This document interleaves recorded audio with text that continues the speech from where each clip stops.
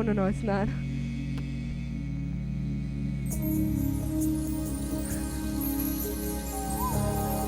guys get that? How it just came in? You guys, these people are geniuses. Be a second. 2, 3, 4. 1, 2, 3. See how they build theirs? They're absolute artists. Took the beginning, they started out soft, they emerged out, they added all the instruments, the effect, they tapped the drum a little bit, and then they began the second verse with the same exact rhythm. Did you guys see how they did that? It's like painting a picture. Okay? Okay? Yes? What? Okay, is there anyone that cannot see the rhythm yet? Has not heard the rhythm, the voice, the way that these people paint the music? Is there anyone here that has not seen it yet?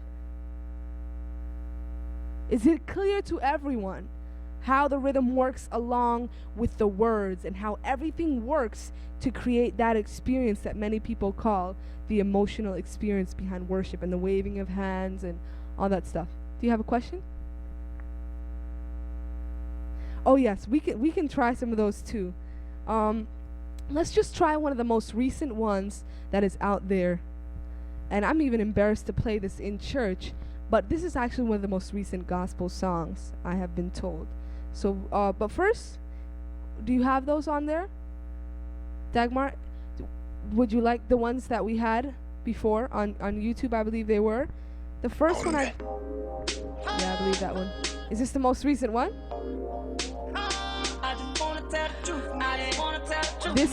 This is the gospel. This is actually the gospel of today. And you know what? Go ahead.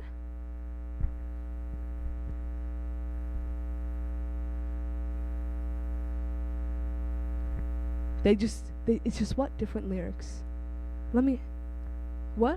What he's saying is that they have a song exactly like that one, and the Christian contemporary artists took that same song and they just put different letters to it, different words to it. Okay? Okay, the other one I wanted to try was I Trust You. It's a gospel song, I believe.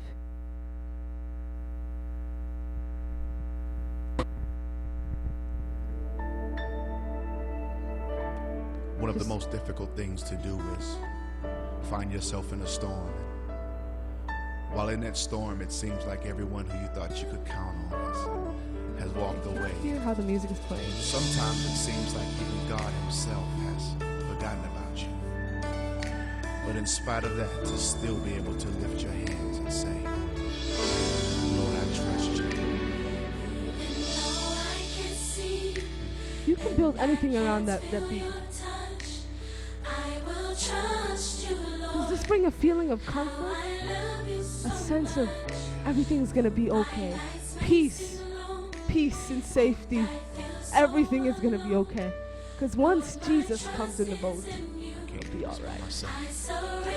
And many times, what's gonna happen is that we listen to the music and we think that these people are actually composing these words and that they're spiritually sound. But we found that a lot of these composers have actually subliminal messages underneath all of it. And I'm sorry? Okay. And so, is everyone understanding a lot of the different characteristics? Are you able to identify now? Okay. I would like to play just one last one in terms of the worldly music, and then we'll probably go into some of the sacred music. I'd rather have Jesus. Do we have that one? I believe it's in the Gaither something. And she's going to play it for us, and it's actually a hymn. And I don't know why they had to ruin the hymn and put some syncopation in there, but it's very subtle. And guys, your main factor to determine will be the syncopation.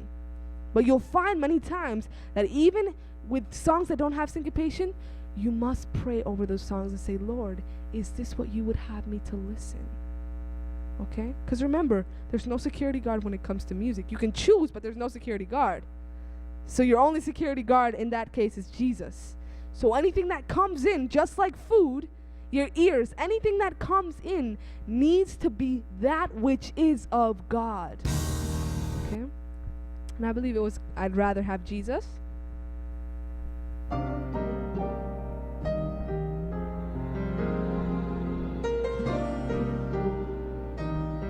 It actually starts out pretty nice. Some of you are starting to fall asleep because it's I'd rather have Jesus and silver, brings off. gold. He's very smart, the artist.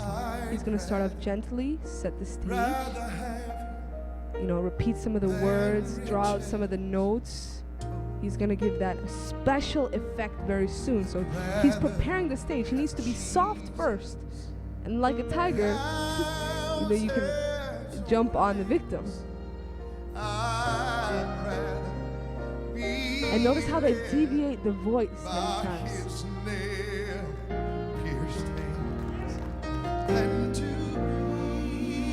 And it goes on very softly. And I wouldn't mind if the song just went on like that. Except there's a problem.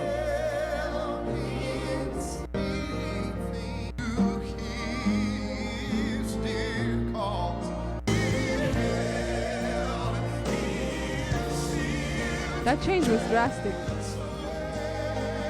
Went from sacred, transition totally into the syncopated rhythm. You see the bedlam of noise? Shrieking and the loudness.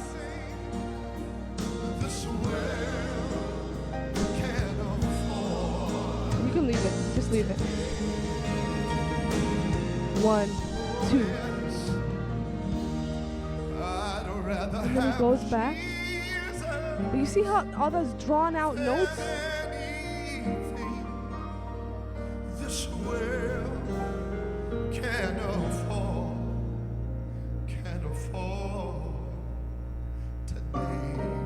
Then he goes back into the same exact mode I just love you.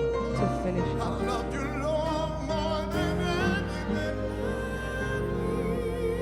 Deviating the voice. Totally harmless, right? Absolutely harmless. Not at all, actually.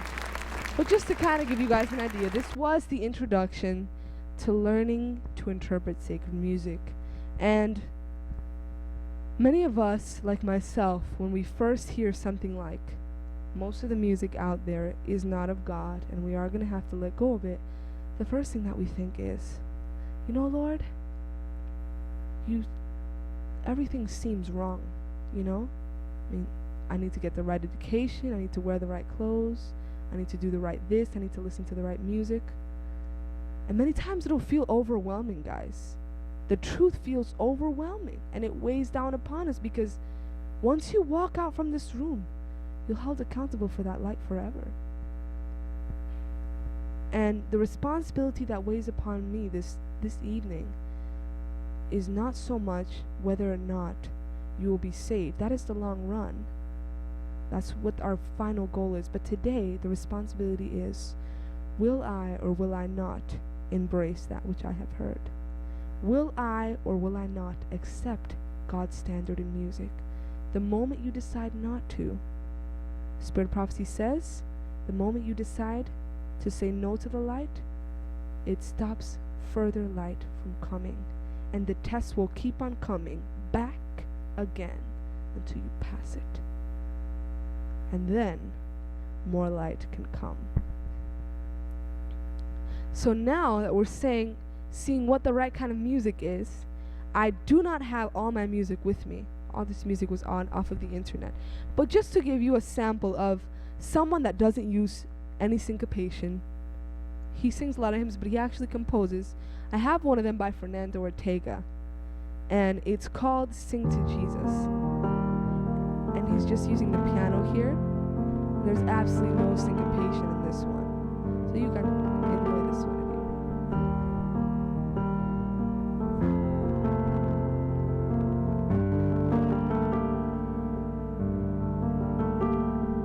Come and see, look on this mystery.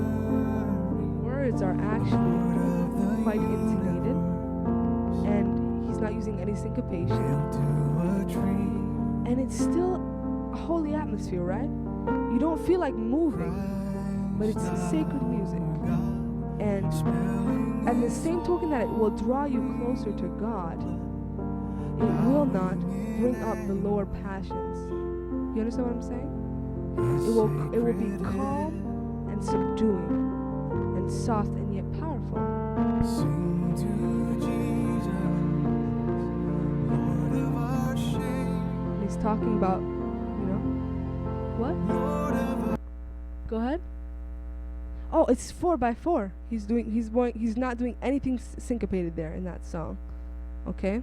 And it's going to be a little bit confusing. If any of you guys want to have more additional information, we can sit down and we can have another music workshop. My thing is, you guys need to know, and what we can do is we can go over some of the other songs that we have that are like sacred music. Brother Handel actually has an entire library of sacred music. We listen to a lot of instrumental music.